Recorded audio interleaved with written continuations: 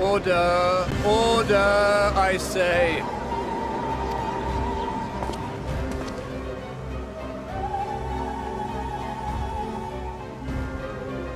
I thank you all for gathering here on such short notice. This day we must speak of grave affairs and their implications for the future of Sharlayan, nay, of this very star. Said affairs concern all citizens, and so we have called for a public assembly.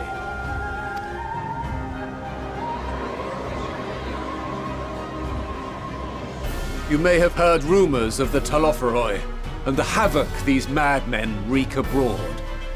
Under normal circumstances, we would pay little heed to petty disturbances outside our borders.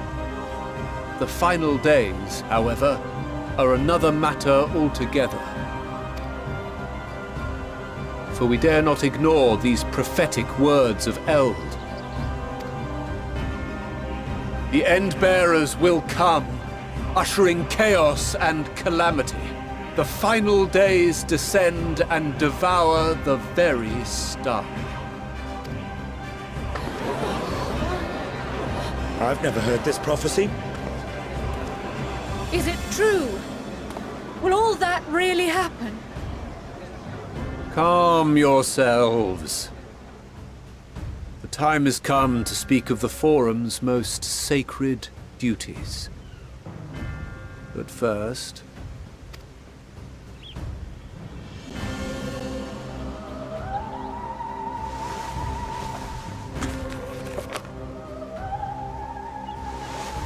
Give voice to the voiceless. Let bindings be unbound. By unanimous decree, I declare the enchantment broken.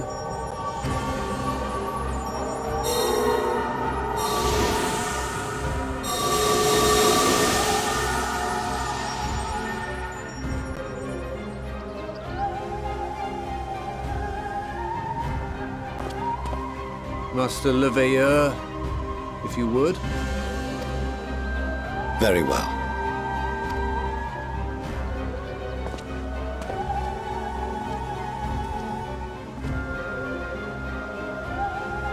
"270 years ago, our forebears began an expedition in the Dravanian hinterlands, in search of a route to access the ethereal sea. This much is public knowledge. Their findings, however, would become the Forum's most closely guarded secret. What those researchers discovered in the hinterlands was not a passage unto the ethereal sea, but the very heart of our star, and Hydaelyn herself. She spoke to them of a calamity that would extinguish all life, and of a means by which we might be spared. The moon.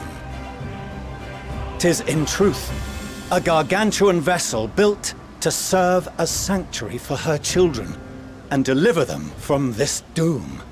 Much like Nunkref's hope in ages past, it will bear the people of a world in the throes of death to a new home. Needless to say, this will be no small undertaking.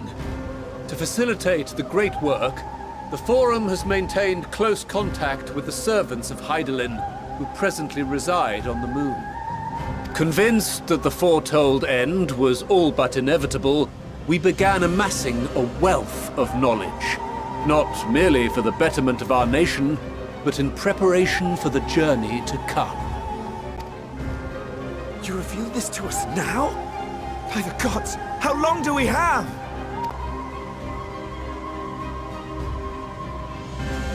While we cannot say with certainty, we believe the hour to be nigh. We received a transmission from the moon suggesting as much not long ago. Which is why we must in earnest begin preparations for the great exodus. For his impressive contributions, and the leadership he demonstrated during our withdrawal from Dravania, we have elected Master Leveilleur to oversee this initiative.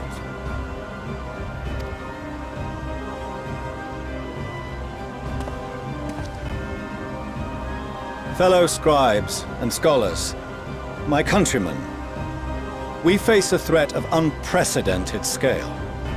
We must challenge the trials before us with composure and conviction if we are to find salvation. The wisdom of Sharlayan has ever been a shining beacon in the darkness, and so it shall continue to be. It is our solemn charge to see our heritage preserved for future generations. For those who will come after, we will brave a new frontier.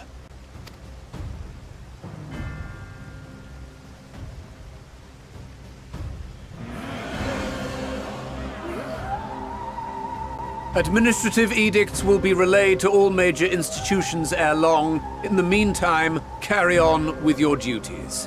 With that, I hereby call this assembly to a close.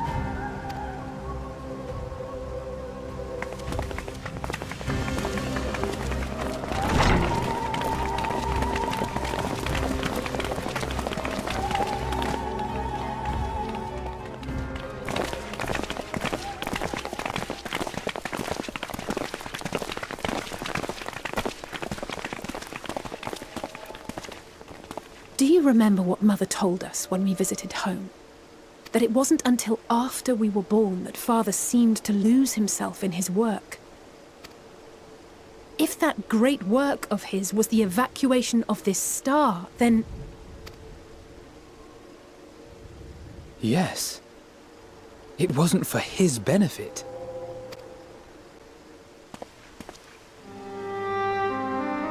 Would you mind waiting here a moment? I wish to speak with Father before we leave.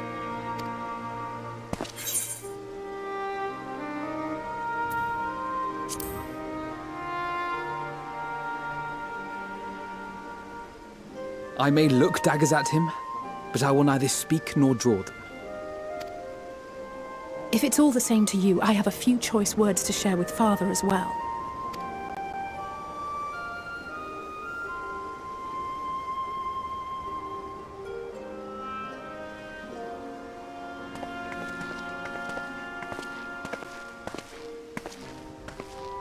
So, come to call us cowards and bid us join your fruitless battle against the inevitable.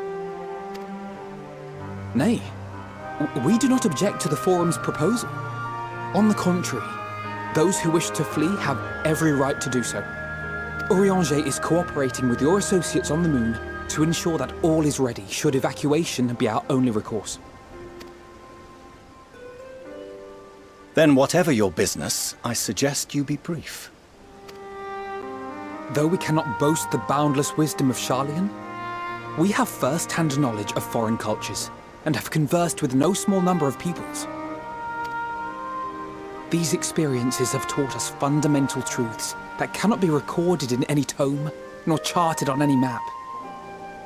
The beating heart of this planet is its people, many of whom would give anything, even their lives, to protect the lands they love.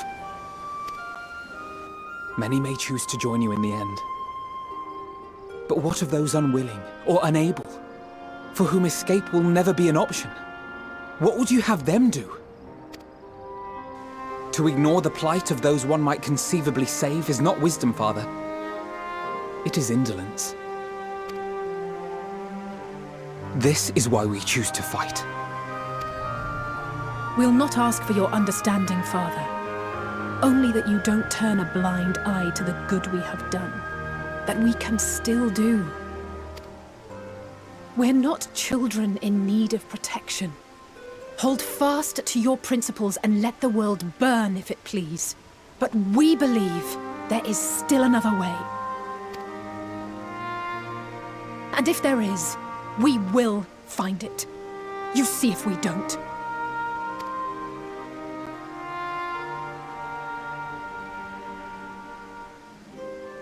Do as you will. Just stay out of our way.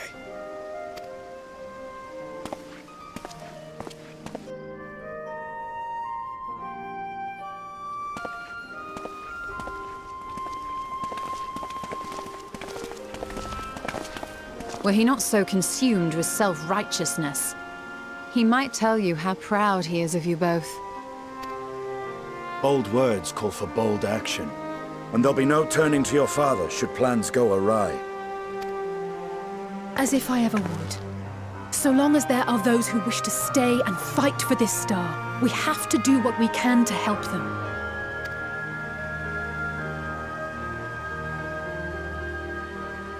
And if we're to do that, we'll need to be well rested. Wouldn't you agree? And having triumphed over what we once thought to be the source of all evil, I can think of no one in greater need of at least a dozen winks.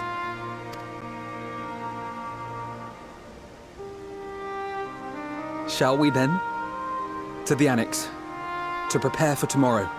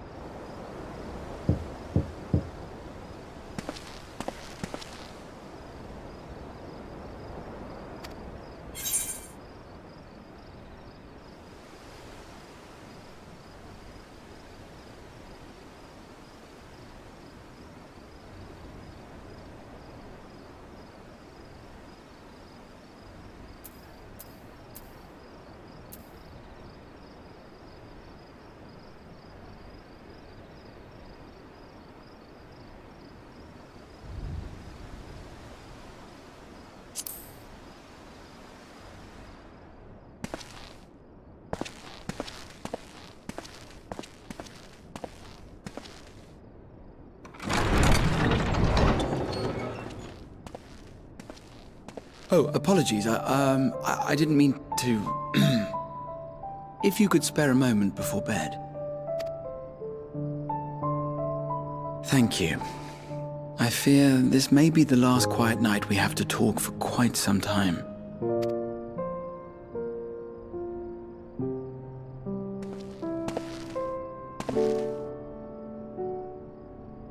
I am troubled of late.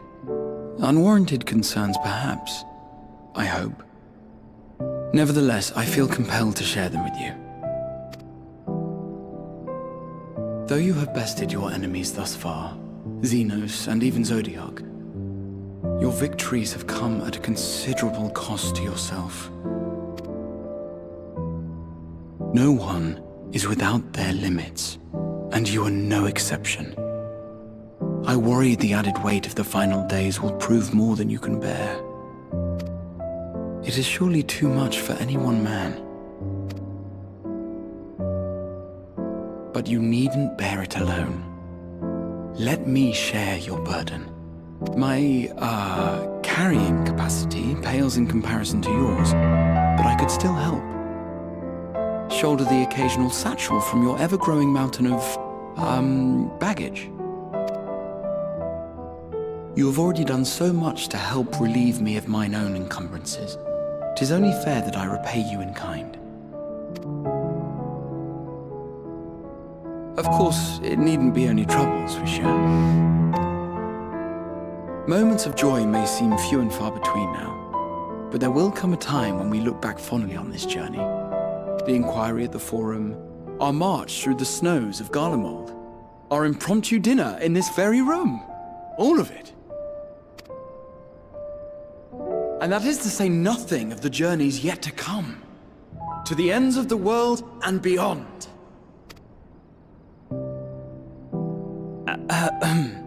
But tomorrow will be no less busy than today, and I've kept you from your rest long enough.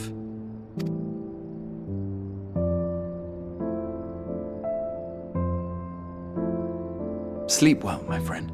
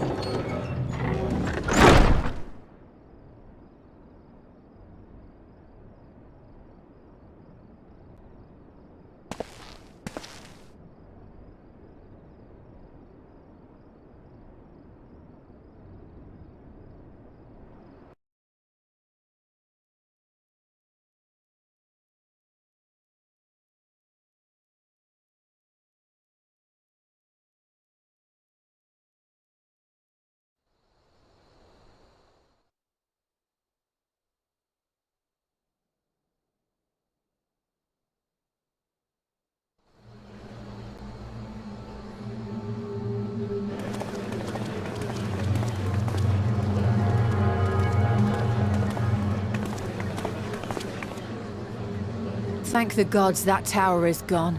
The sight of it was enough to make me sick. Thank the Ilsebar contingent, more like. Word is, they fought their way into Garlemald and toppled the bloody thing themselves. Not just the one, neither. All the towers have up and vanished. Aye, I heard the same. Commander Aldin and his troops helped keep casualties to a minimum, too.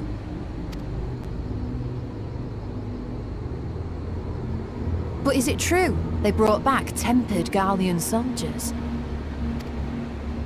As Commander Aldin tells it, they've a treatment for that now. But don't you worry. Cured or not, they've no plans to bring them into the city proper. I see.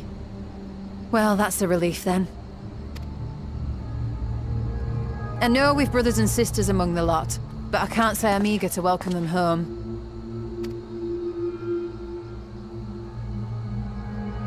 Wanted to think about it for a while yet. They're to be looked after in Alagana for the time being.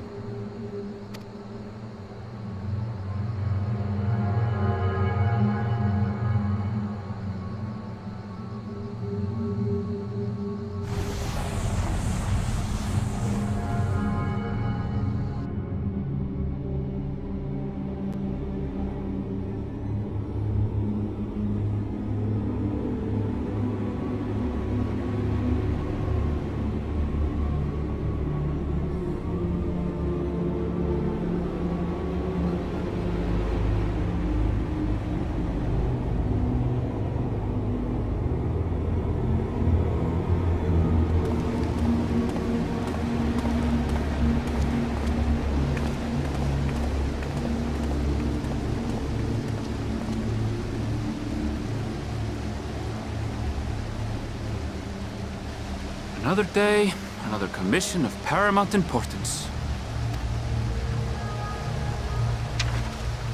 Well, what have we here?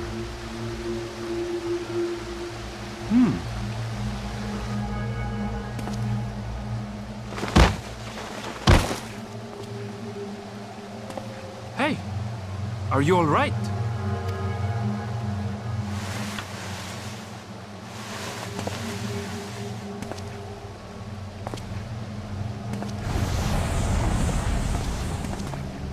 Was that? No. The shadows play tricks, nothing more.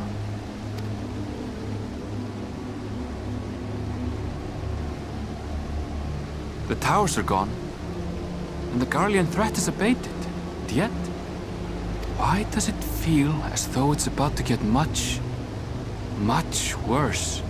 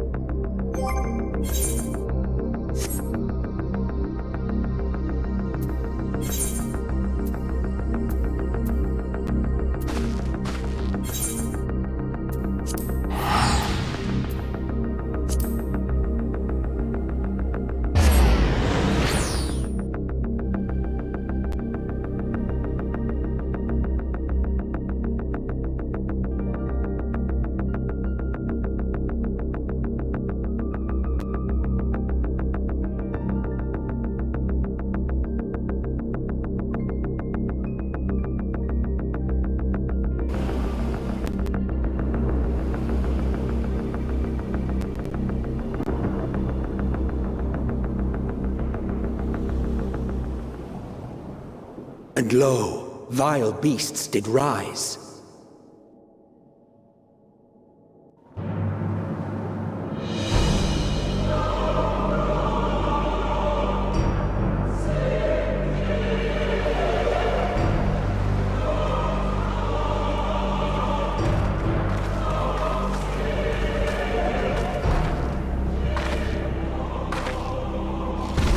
Leaving naught in their wake but blood and ash. Sun scorches earth and boils seas.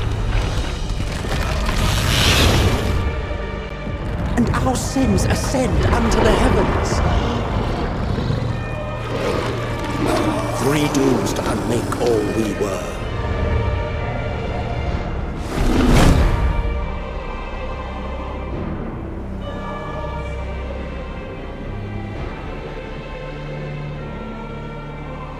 The sky burns. The final days are truly upon us. My friends, I trust you have heard the news. We have. What can you tell us of the situation, Your Excellency?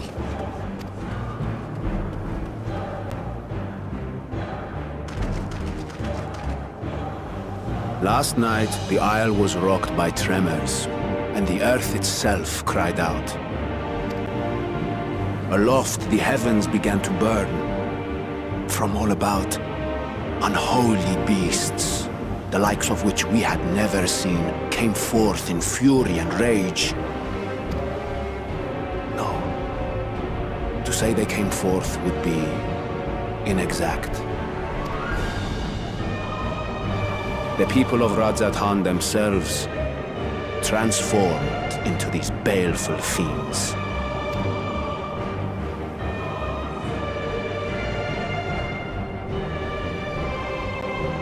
Though the phenomenon was observed throughout our lands, the first creature, the largest and most dreadful of the lot, wrought havoc upon us here in our fair city. Though they bear superficial resemblance to divinities of legend, they are ungodly abominations. The people decry them as blasphemies. The Large One's rampage has since taken it to the northern reaches of the island. I mean to dispatch our radiant host in an attempt to quell the threat. And what of Vritra? Vritra too makes for the north of his own accord, and yet he knows the blasphemy and its minions were but yesterday his beloved people. I pray his boundless compassion and mercy does not deter him from taking unenviable but necessary action.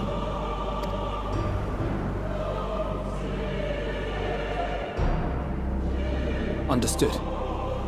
I ask that you allow us to aid you in quelling this threat. You would risk your lives to help us yet again? I have no words to express my gratitude. Our regiments approach the north from several directions, with a number of units set to depart from the docks of Endwalker. They will make landfall in an area of dense jungle, where one can expect to encounter dangers even beyond the fell beasts we hunt. I leave you to your preparation. You will find me at the docks when you are ready to depart.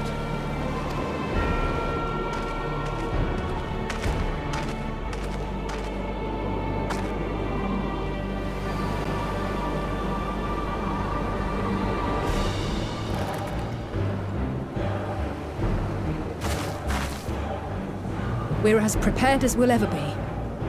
Let's go.